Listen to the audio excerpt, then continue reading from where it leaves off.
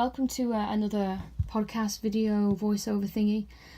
Today I just want to talk about what seems to be quite popular in these groups on Facebook and other places. People are asking for advice all the time, about all different kinds of things, And one of the main things they sort of ask, that I notice anyway, is what to do with old literature.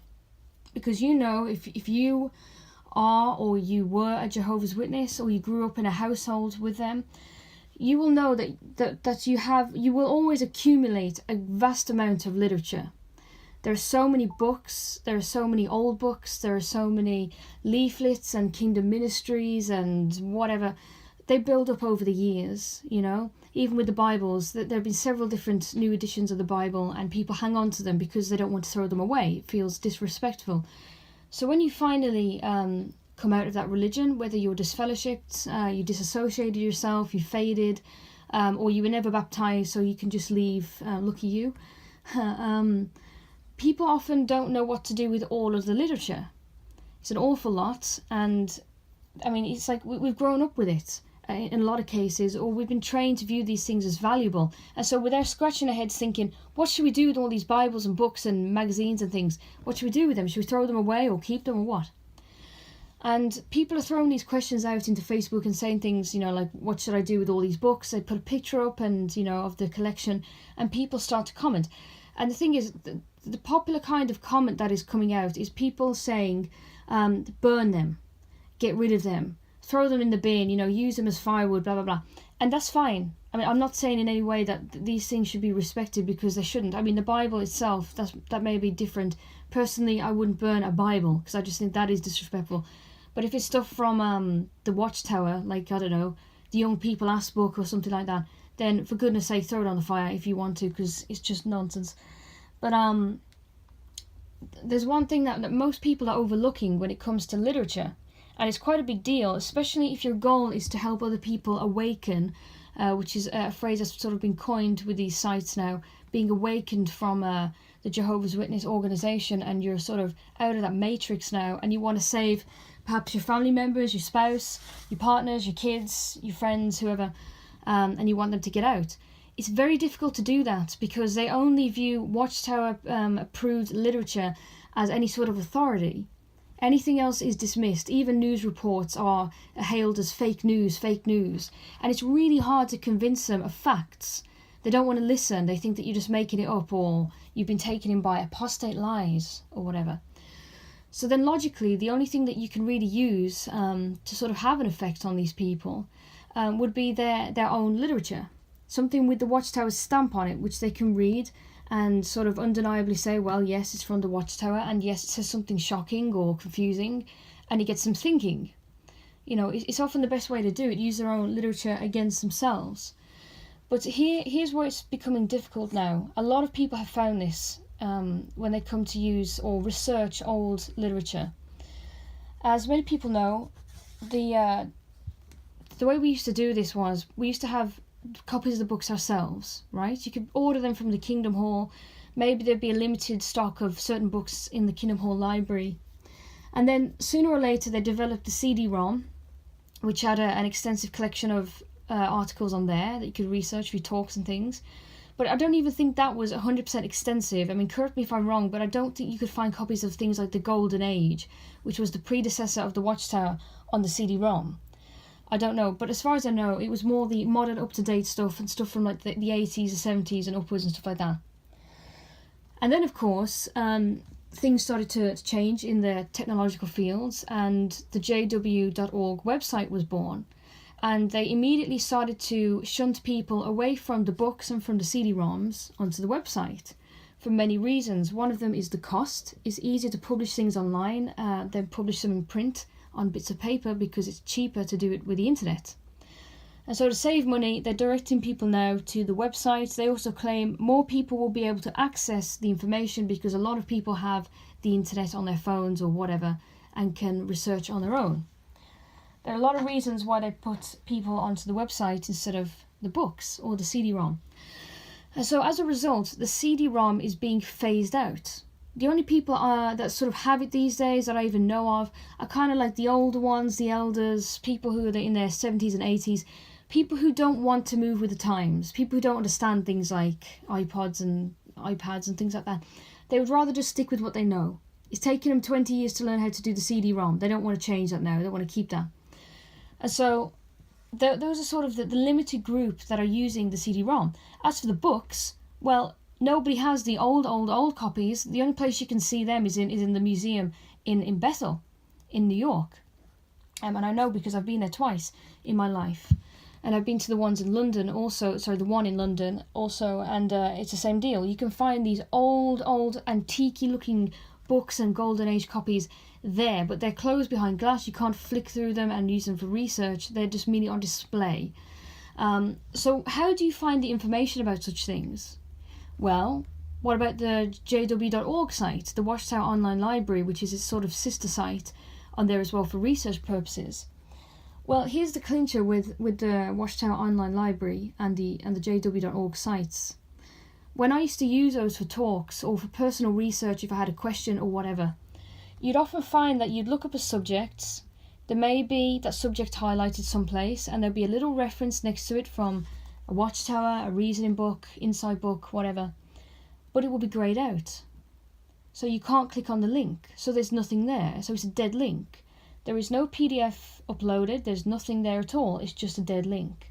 Which means that if you want to find out the cryptic answer, whatever it is, you have to get a copy of whatever that was. Now, if it was published in the 1960s, the 1950s, and God forbid back in 1904, and articles from that kind of era, you have no chance at all of finding these bits of paper. You can't find them. Because they are no longer produced at Bethel. Kingdom Halls don't have them in stock. The older people who used to keep them have probably died out by now, and their literature has been removed and recycled or sent back to Bethel. So it's almost impossible to lay your hands on these old bits of paper, which means that your research now is not thorough or extensive. It's now limited to what is provided to you to read from. And that's not very good. That to me reminds me of techniques used by very, very strict communist countries like North Korea, who are locked down and their subjects are limited on what they can access and read and view and the people they talk to, which means that they have a very limited, different, twisted view of the world, because it's not really the big picture, it's a very, very small picture indeed. But this is the thing, when people find old bits of literature, and the crazy thing is they move forward very quickly, the witnesses now. They claim it's new light, and they change their minds about different things, and they say, okay, this is the new thought on whatever. Forget the old thought now, this is the new thought. And even over the course of 10 years or less, watchtowers from, say, 2006 or whatever are now deemed, out of date. We don't go by that anymore. We've updated the thought on this. Therefore, if people refer to things back in 2006 or whatever, then, well, it's not accepted anymore. Jehovah's Witnesses, I find that when you quote things from the Watchtower or whatever to them, the first thing they ask is, yeah, but when's that from? What year was that published in? As if that really has anything to do with anything. If you make a direct statement and they know it's true, for some reason, if you say, well, this was published in 1994, or, in 2001, they instantly dismiss it as, oh, well, that's old literature. As if now, that's out of date, we don't accept that anymore. Almost as if they view their own teachings as apostate if it's out of date, which I think is very odd. So this is the thing, people are now restricted from accessing these out-of-date, so-called apostate bits of literature. Why? Well, maybe it's because the things that were taught in these watchtowers, even recent ones, are shocking. Maybe they're immoral. Maybe they're out of date completely with the whole world. Maybe they're unscriptural. I mean, I was reading bits and bobs. Samuel Hurd, one of the governing body members, who is a current member, he's not even one of the deceased from 1924 or something like that. He's a current member of the governing body. He made a statement in one of his talks, I think it was a talk, that women are inferior to men, and that God created us with smaller brains. Therefore, Jehovah didn't give women the mental capacity to be leaders. Only men can do that. What a blessing it is that men and women know their place. And it was like, what? It was insane. I mean, for goodness sake, people like Samuel Herd are obviously sexist, bigoted, old chauvinists, and they ignore the things that women have created. I mean, for goodness sake, there have been so many amazing female inventors over the years. And don't forget, a lot of inventions that are widely known today have been attributed to men, when actually it was a woman that came up with it and developed the idea. But hey, the credit goes to men because of people like Samuel Herd, who are bigoted chauvinists. And this is the thing, when I quoted Samuel Herd's quote to somebody, it was my mom, who's still a Jehovah's Witness, still believes everything that she's told. Straight away she said to me, yes, but when did he say that? As if that really matters. This guy is not from the medieval ages. And even if he were, the Jehovah's Witness claim that everything they believe, their thoughts, their teachings, everything, is superior to those taught by Satan and to his people, which is why there is no racism in the Kingdom Hall, apparently. That's why we don't have a hierarchy. Well, we sort of do, but hey, let's ignore that part. And there's no, but they never say there's no sexism, because there is. And they can't claim that because they know that everyone's going to say, well, hang on a sec, there is. We do differentiate between male and female in this organisation, therefore that's sexist. But hey, this is approved sexism, so that's okay. But yes, Samuel Herd made that statement, and never has he ever retracted it, apologised for it, made any sort of explanation of why he said it, and given an updated view. Nothing. It's just left there in cyberspace for people to find and think, hey.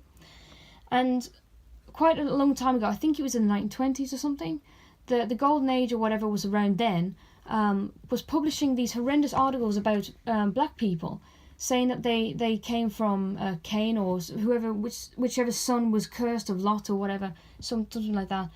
And they were destined to be servants forever. I mean, let's ignore all the white slaves like the Irish and whatever, but hey, let's just think about this, our theory, when it comes to black people.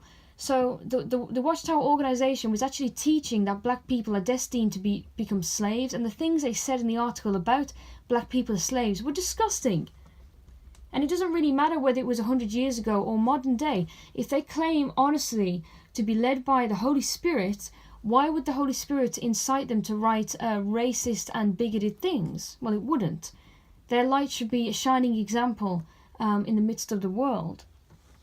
It reminds me actually of the way the Israelites were described in the Bible and by archaeologists and people who study these ancient peoples and tribes.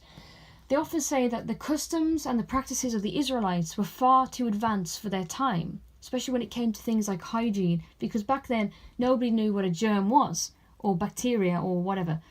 And yet somehow they had these very, very advanced, modernized practices when it came to hygiene. And this is the thing, when Jehovah has a direct hand in governing people, he lets them know things which other people don't know. They said that the surrounding nations all heard about these Israelites because they were so different. They weren't the same, and just a little bit different. They were very different in their attitudes, in the way they lived, their hygienic principles and all these things, and their worship principles. They didn't hold orgies or throw children in the fire and stuff like that. They weren't cannibals, they didn't commit bestiality and all these things which were normal back then in other tribes. I mean, I think it was one archaeologist, again, don't quote me on this, who claimed that the Canaanites were so bad, people are surprised that God didn't destroy them sooner because of the horrendous things they found when they were excavating old Canaanite sites and things. I think there were babies bricked up in the walls for sacrifices and stuff like that. I mean, that's terrible. Absolutely stomach turning. And yet, when it comes to the Watchtower now, it's claiming to be led also by Holy Spirit and Jehovah directly, and yet it still prints things which are just the same as everybody else. Bigoted things, sexist things, racist things, anti-homosexual things. And you think, well, if you are so different, why are your views the same? You're not that different after all, you know. This is the thing. But anyway, when it comes back to literature, which is what this video is about, my advice is to keep bits and bobs that you may find useful. Because the Watchtower is very, very clever in the way that it misdirects people all the time. It likes to cover up its tracks and pretend like stuff in the past never happened. We didn't print that. No, that was people's misinterpretation. You know, they claim things like, we never said that 1975 was when Armageddon should happen. And yet a lot of people who were living that time will, with their hands on their heart, say, yeah, that's what they said. That's what we all believed. We used to talk about it regularly, that 1975 was the year. And this was worldwide, so it wasn't just like one congregation that got it wrong or something, or individuals randomly. Everyone thought this. And when obviously 1975 came and went, and it was 1976, and people weren't dead, and people sort of noticed that, there was sort of like a bit of a murmuring going on, and people were like, okay, what shall we do? Some people left, good for them, and some people decided they were going to stay anyway because this was all they knew. So they just carried on and made excuses to themselves as to why this was totally wrong. But the Watchtower often denies that it printed things or said things that it absolutely did. And I think I read somewhere, where was it now? I think it was an old Kingdom ministry where something was printed, and then somebody had the paper copy, the original copy, back from whatever year that was printed. And there was a particular paragraph that said something. I can't remember what it was. Again, do not quote me. But I have this image in my head. I remember it. There was one Kingdom ministry side by side with the one that was available on the Watchtower Online Library. And there was one sentence that was totally different. It was just completely changed. And yet there was no indication that anything had been altered or changed or edited. It was just presented as if this is the Kingdom ministry from the year of blah-de-blah, and it's just uploaded onto the site. But it was edited. So I always find it kind of funny, actually, when my mom or other witnesses will say, oh, how do you know that letter or that article is really from the organisation? Anyone could scan it and edit it. Yeah, it's funny they say that, because that's exactly what's happening with the organisation. They scan old things, they edit them, and they upload them online as different, and people don't notice. And because people throw away their old Kingdom ministries, you have nothing to go back to compare. So my advice is, especially, like I said before, if your aim is to get people out of this religion and to wake them up and to show them hard evidence from their own people why this is a false religion and a lie, I would say it's quite wise to determine which bits of literature you want to throw away and which bits you want to keep. Maybe just go through them again, scan them, talk to other people who also do the same thing. See which books have incriminating evidence in there, shall we say. Because in a recent letter to elders from this year, the governing body announced that it was going to discontinue a large amount of books and bits of paper that it currently publishes. They're going to stop. So in a couple of years, if you want to reference back to a book that says something hypocritical or just shocking or unscriptural, you won't be able to find it, because they're not going to print them anymore, and people will recycle them. They'll send them back to Bethel. They'll give them away. They'll put them on a library shelf and leave them there for 10 years to collect dust, and they'll be inaccessible to people who actually want to research. So if you do have an inordinate collection of books, bits of paper, watchtowers and whatever, think twice before you just throw them out or burn them or do whatever you want with them, because they could actually be very valuable indeed in improving your point if that's what you want to do. And to be honest, I haven't heard of many ex-Jehovah's Witnesses who don't want to do that. Most of them actually do want to actively get out there and say, no, I want to prove that religion is false. I want to prove that it's dangerous. I want to warn other people from it. I want to get people I love who are in it out of it. I don't know many Jehovah's Witnesses, ex-ones anyway, that come out of it and just think, well, I want to forget the whole shebang ever happened. I just want to live my life. Most people feel moved to do something about it, So I would advise perhaps keeping bits of literature and stuff like that and just filing them away if you have the room. If not, perhaps give them to another ex-Jehovah's Witness who does have room for them. And let's keep these things circulated, because it's often things like these old articles or whatever that people use online to prove points. And many ex-Jehovah's Witnesses research these and be like, wow, even I didn't know this stuff. That really is a big deal. So it's worth thinking about that anyway. So if anybody else has any other suggestions, if anybody is requiring a specific watchtower or book or whatever, and they can't find one, put it in the comments, see if anyone has a copy and they can send it to you or scan it or whatever.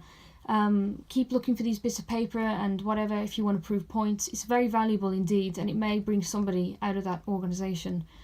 which right now I think would be quite a good idea with all the paedophilia stuff and with all the sex abuse stuff, which is not limited to just children, may I remind everybody. We keep talking about child sex abuse and we are ignoring adult sex abuse, mainly female, sadly. I think 80% of the kids were girls. That really says something, sadly. A lot of Jehovah's Witness women and young girls and wives are raped, abused by their husbands, by their fiancés, by people they go on dates with, even people in the world, as they like to say, and then they come back and get punished again by the elders for it. So let's not forget, it's a very dangerous cult. It's not just like a fruity club that people go to and drink tea and eat scones and have a chit-chat and then go home. It's a dangerous, life-changing cult. And I don't use the word cult lightly. I don't use it as an insult. I'm just stating what it is. If you read the checklists for cults and all the things they do, like taking away your family if you misbehave, they preoccupy you with bringing in new members, they make you devote a lot of your time to their cause. All these are signs of a cult, and the Jehovah's Witnesses tick every single one. That's how bad it is. So it's not just harmless, it's actually very harmful. So yeah, everybody who is fighting the actual fine fight of the faith, if you believe in that, well done to you. People who are actually actively trying to get their loved ones out of that, well done to you. Don't give up.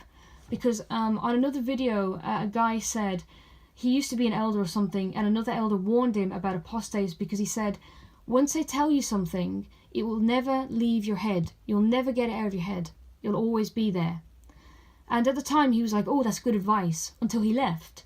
And then he realised it was very good advice, because it means that if apostates, as they call them, people like you and I, unless you're a witness, in which case, naughty, but if you are actually trying to get people out and they view you as an apostate, little things you say, evidence you show them, you may think it has no effects. They shrug it off, they get angry, they take to get lost and never talk to you again.